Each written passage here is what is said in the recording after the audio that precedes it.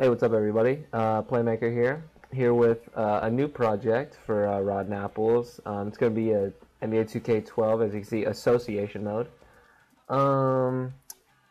You guys know, I'm sure you guys all know what association mode is if you're watching this rebuilding series, if you will. Plenty of people have done it on YouTube. Don't really feel like I need to explain it, but we're going to go 12-minute quarters here, and I think I turned off player roles and team chemistry, and I went 29 games. And I'm not the biggest fan of either of those things, but I did actually, after the fact, turn on team chemistry, if you guys were wondering at all.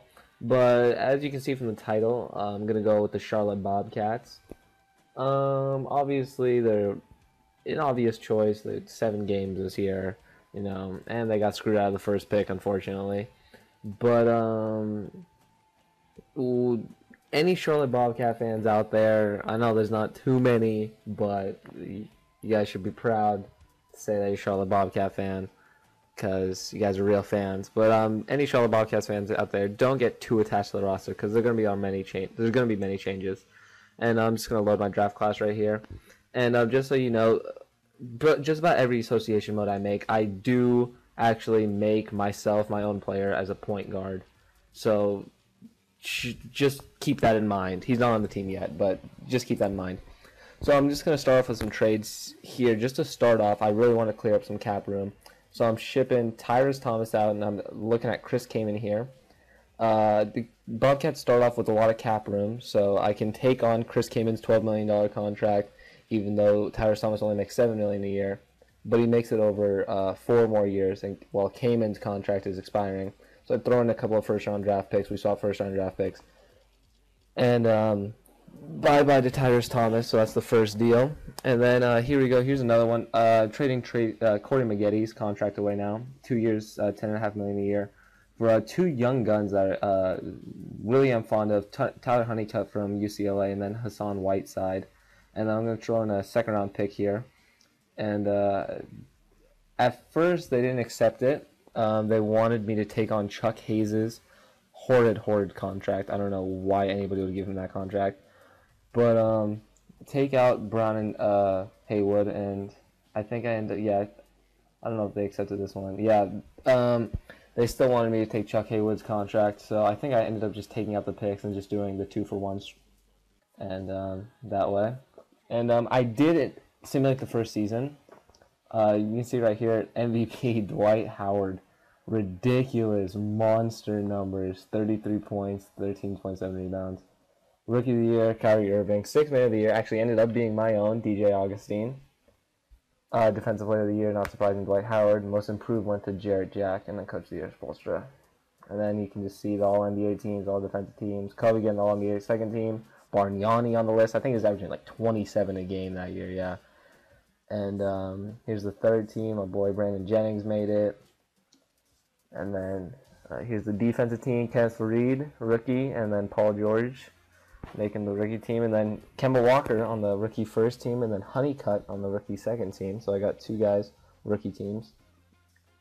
And then we're just going to go on right here. I think it's going to be, yeah, here's the playoffs. Unfortunately, the Bobcats did not make the playoffs. It was actually kind of interesting. We started off about 10-6 or something like that, or 11-6, something crazy, and I think we lost like 10 in a row. It was a travesty. But sorry if I'm rambling on here, but you know, just there's not too much. I try to like shrink down this video as much as possible, so I'm just trying to clear that I knew it would be so jam-packed and crammed. But here we go. I start simming the playoffs. You see the Lakers and Clippers first round matchup. I'm sure the NBA would have liked that.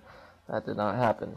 And the 7th seed Nuggets makes it to the Western Conference Finals, and Nuggets are Thunder versus Bulls, and the Thunder take the championship.